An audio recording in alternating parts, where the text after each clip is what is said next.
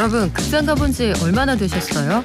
이제 상영관 안에서 팝콘에 콜라도 즐길 수가 있게 됐습니다. 사실 저는 영화관 안 가본 지 진짜 한 2년 된 것 같은데 극장 관람 기다리셨던 분들 너무 많으셨죠? 4월 총 관객 수 대비해서 5월 중순까지 이미 관객 수가 2배를 넘었다고 합니다.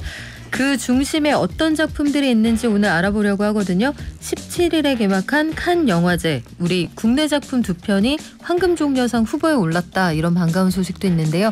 영화계 이야기, 김효정 영화평론가와 나눠볼게요. 안녕하세요. 네, 안녕하세요. 자, 우리 평론가님, 3월보다 4월보다 5월 관객 수가 늘어나고 있다. 이게 수치로 쭉쭉 늘어난다는 건데 일단 올해 화제가 된 영화들 어떤 게 있습니까?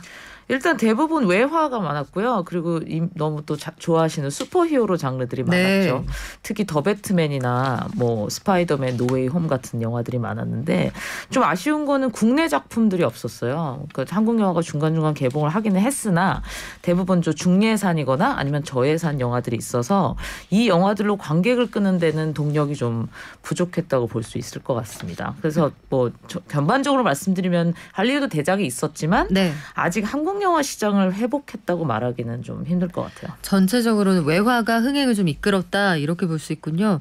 여기에 아마 빼놓을 수 없는 작품이 닥터 스트레인지 2가 아닐까 싶은데 개봉 9일밖에 안 됐는데 전 세계에서 5억 5천만 달러, 이 7천억 원을 넘게 벌었답니까?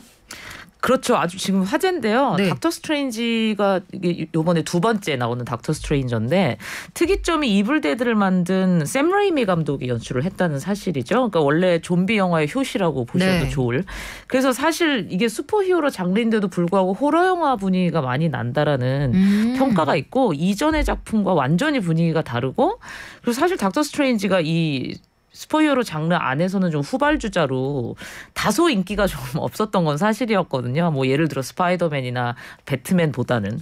근데 다른 캐릭터에 비해 떨어지는 이 정체성을 완전히 이번에 확립을 시켜줬다라는 아주 호평을 받고 있습니다. 닥터 스트레인지 1 생각해보면은 약간 그 물로 만든 장품 같은 거 쏘고 그렇죠. 그 차원 넘나들고 이렇게 얘기하잖아요. 근데 여기서 뭐가 조금 더 있어야 될 것 같은데 MSG가 좀 필요한데 이런 생각은 했어요. 이번에 호러 장르가 토핑이 됐다. 어떨지 참 궁금한데 닥터 스트레인지 2 역대 마블 영화 흥행 성적하고 비교하면은 어떻습니까?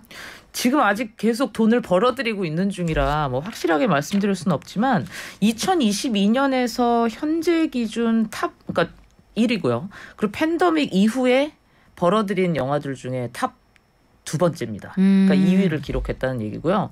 여태까지 그 마블 역대 흥행 기록으로 말씀드리면 어벤져스 엔드게임 그리고 스파이더맨 다음으로 3위에서 4위 사이를 지금 기록하는 걸로 알려져 있습니다. 아마 들으시는 분들도 마찬가지일 텐데 코로나 이후에 영화관 가보신 분들 아직까지 많지 않을 것 같거든요. 그렇죠. 이제 한국이 특히 그렇고 미국 같은 경우는 코로나 이전 기록의 90%를 지금 회복한 상태예요. 그러니까 거의 정상화가 됐다는 얘기죠. 근데 아무래도 한국이 좀 늦은 것 같기는 한데 그래도 지금 대작들이 한국 영화도 나오고 있는 중이니까 기대를 해볼 수 있지 않나 싶습니다. 평론가님한테 이런 거 물어봐도 되나 싶은데 코로나 상황이 이렇게 엄중했잖아요. 지난 2년 동안.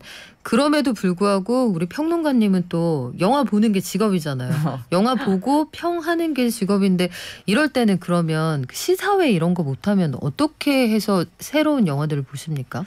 시사회가 근데 코로나 때문에 멈춰졌던 적은 굉장히 짧았어요. 아, 그래요? 그래도 시사회는 거의 네. 계속 이루어졌었고요. 근데 저는 코로나 이후에도 제가 평균적으로 극장에 일주일에 한 4번에서 5번 정도로 가는데 코로나 이후에도요? 그 기간에도? 그렇죠. 계속 이제 말은 해야 되니까. 네네. 그래서 그거는 줄지 않았던 것 같아요. 제 기준으로 보면 그렇습니다. 다만 일반 관객들이 그렇죠. 가기가 어려운 상황이었을 뿐 영화계는 계속 열심히 움직이고 있었군요. 그러면 다음 주 24일에 개봉할 예정인 쥐라기 리턴즈, 요것도 기대된다는 분들 많거든요. 해치드에서 제목이 바뀐 거라고 하는데 이게 뭐 그겁니까? 부화였는데 요걸 바꾼다 이런 뜻입니까? 그랬던 것 같아요.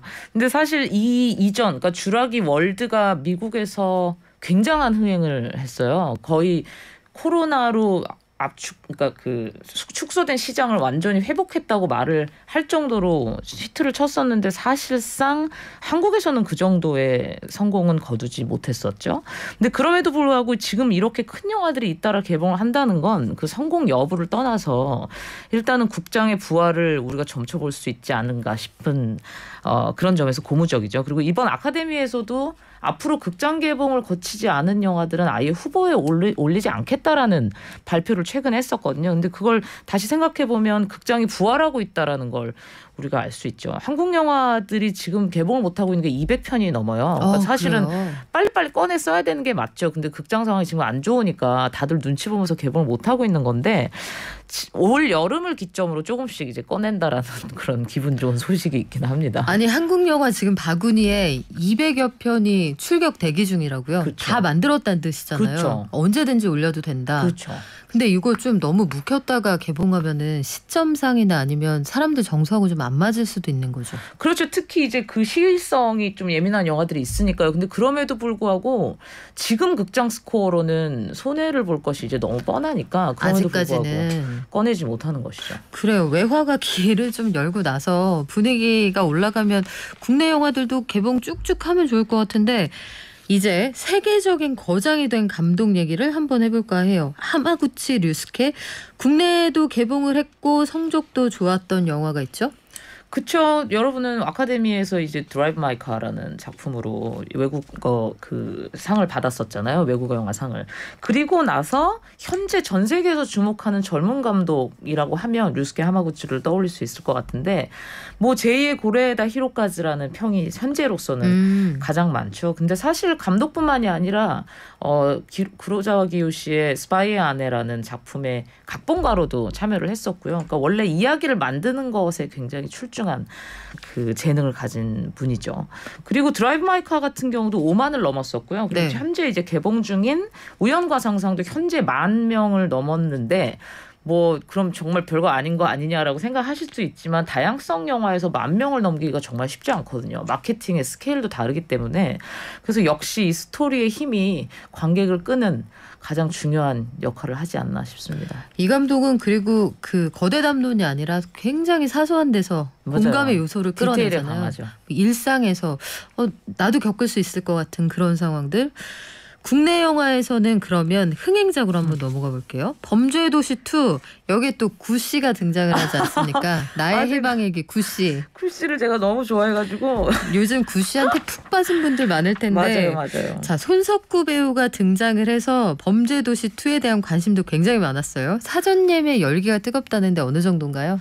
지금 이게 저번 주 수요일 날 개봉했는데 이미 100만을 넘었거든요. 저번 주 수요일에 개봉했는데 벌써 100만을 넘었다고요? 네네네. 그래서 지금 저희가 예측하기에는 500만을 넘을 수 있다라고 보고 있어요. 물론 지켜봐야 되긴 하겠지만, 그러니까 사실 그 정도의 스코어를 가져갔다라는 건 단순히 범죄도시 히트작의 2라서가 아니라 이 자체로 이야기도 좋고 뭐 전반적으로 영화가 좋다는 얘기겠죠. 그리고 이번 영화를 연출하신 분이 원래 범죄도시의 조연출을 하셨던 이상영 감독이에요.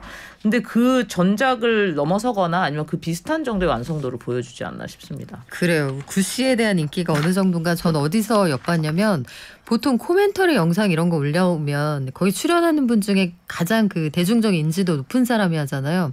보통 아마 마동석 님이 등장하지 않을까 생각했는데 첫 화면에 구씨가 등장을 합니다. 자, 마동석 배우님. 마동석 배우님하고 지금 투톱이 굉장히 인기를 많이 끌고 있다고 하는데 이런 영화가 흥행하는 반면에 세계 최대 영화 축제 칸에서는 또 영화제가 시작이 됐어요. 한국 영화가 초청을 받아서 또 관심을 끌고 있죠. 그렇죠. 일단 경쟁 부문에 2작품이 올라가 있죠. 박찬욱 감독의 오랜만에 장편 영화 헤어질 결심이라는 작품이 있고 그리고 한국 작품이지만 고레이다 히로카즈가 연출을 한 브로커라는 작품 총 2편이 경쟁 섹션에 올라가 있습니다. 한국 작품이지만 일본 감독이 연출한 그 작품에 우리 유명한 배우들 나오잖아요. 그렇죠. 많이 나오죠. 네. 강동원 배우랑 송강호, 아이유, 뭐 이주영 뭐 이런 배우들이 포진해 있죠. 아이유 씨는 어떻게 그렇게 대본 보는 눈이, 그러니까 나의 아저씨 때 이제는 인생 작품 찍었다 다들 그렇게 얘기를 했는데 이번 작품도 역할이 쉽지 않은 역할 아닙니까? 그렇죠. 그리고 고레다 히로카즈가 요구하는 그 인물 상이라는 게 사실 연기하기 쉽지 않을 것 같거든요. 굉장히 그 미묘한 디테일을 잘 살리는 감독이라서. 근데 어떻게 보면 또 그런 감독이 아이유를 원했다는 거니까 그 정도의 이제 그 재능을 여태까지 증명을 해보였다라는 얘기도 되는 거죠. 아이유 씨하고의 만남이 그 팬데믹 기간 중에 그 감독이 뭐 어디 갈 데도 없고 작품도 못 찍으니까 한국 콘텐츠를 정주행하면서 나의 아저씨에 딱 꽂혔다 이런 후일담 얘기를 하더라고요. 아이유 배우가 들어가 있는 그 영화 수상 가능성은 어느 정도로 봅니까? 사실 박찬욱 감독의 작품이 굉장히 주목을 받고 있어요. 특히 이제 탕웨이라는 걸출한 배우가, 물론 박해일 배우도 워낙 재능 있는 배우지만, 그래서 여태까지 근데 박찬욱 감독이 올드보이나 박쥐라는 작품으로 심사위원 대상, 그러니까 그랑프리를 2번이나 받은 적이 있거든요. 그래서 아무래도 똑같은 상보다는 이 연기상 쪽을 노리는 것이 좋지 않을까. 그리고 충분한 가능성이 있다고 봅니다. 그래요. 영화제 가보면 우리 평론가님 잘 아시겠지만 이게 어떤 상을 우리가 원하느냐에 따라서 캠페인 방식이 좀 달라지죠. 그렇죠. 마케팅이 달라지죠. 근데 요번에 이 박해일과 탕웨이라는 이 조합 자체가 굉장히 흥미롭잖아요. 국적도 다르고. 그러다 보니까 해외 언론이 많이 주목을 하고 있는 것 같아요. 그래요. 어떤 성적이 나올지 정말 궁금해지는데 그 밖에 우리 칸에서 주목할 작품 소식 어떤 것들이 있을까요? 뭐 외화들도 워낙 많은데 봉준호 감독이 가장 언급을 많이 했던 외국 감독이 하나 있어요. 켈리 라이카르트라고 해서 퍼스트 카우라는 작품을 작년에는 개봉을 했었고 올해 쇼잉업이라는 작품이 하나 올라가 있고요. 그리고 한국 영화 맥락으로 보면 정주리 감독의 다음 소위라는 작품이 있는데 이거는 경쟁 섹션은 아니고 비평가 주간 폐막작으로 지금 선정이 되었는데 배두나 배우가 이 감독의 전작에 이어 또다시 주연을 하고 있습니다. 의리 있어요. 배두나 배우. 그렇죠. 이게 독립영화인데 또. 그렇죠. 독립영화는 사실 개런티는 고사하고 배우들이 각출해서 보태주기도 하잖아요. 가끔은. 그런 경우가 없지 않죠. 그런 경우가 많죠. 그런 경우가 많은데 사실 우리 유명한 배우들이 현장에서 지원도 하고 본인이 가지고 있는 탤런트를 가지고 거기에서 기여도 하는 것 같아요. 그렇죠. 자, 평론가님, 우리 개인적으로 5월, 6월 이제 시간도 생길 것 같고 나가고 싶은 마음과 의지도 생겼거든요. 그 원픽 어떤 작품 있습니까? 원픽이요? 그 원픽 어려우면 그럼 한 투픽으로 할게요. 좀 빨리 하면은 제가 아까 그 칸 영화제 얘기할 때 이정재 연출의 헌트를 제가 빼먹었는데 굉장한 대작이죠. 정우성 배우까지 주연을 하는. 그 이정재 맞습니까? 네네네. 그리고 굉장히 대작을 또 연출했기 때문에 일반적으로 배우가 감독 데뷔를 할 땐 작은 영화로 시작을 할 때가 많은데 그래서 기대가 되는데 이 영화가 아마 6월 달에 개봉하는 걸로 알고 있고요. 6월이나 7월. 그리고 당장 가장 빨리 개봉하는 영화가 방금 얘기했던 브로커 고레에다 히로카즈 영화가 6월 달에 개봉하고 그리고 박훈정 감독의 마녀 2가 나오고요. 마녀 2가 나옵니까? 네네네. 마녀 1의 그 비주얼 충격은 잊을 수가 없어요. 그렇죠. 근데 김다미 배우는 아니고 이번에 신시아 배우라고 해서 다른 배우가 역할을 맡고 있습니다. 그리고 여러분이 많이 기다리셨을 것 같은데 탑건. 돌아온 탑건. 저 기다렸어요. 고백할게요. 커밍아웃 할게요. 탑건 매번 지금 칸에서도 상영을 하고 있어요. 여러분 탑건 데이도 있어요. 그 똑같은 탐 크루즈가 같은 역할로 등장을 그래요? 하고요. 기대되는 작품들 참 많은데 우리 다음에 한 번 더 모셔서 영화 얘기 또 길게 한번 해볼게요. 지금까지 김효정 영화평론가였습니다. 고맙습니다. 감사합니다.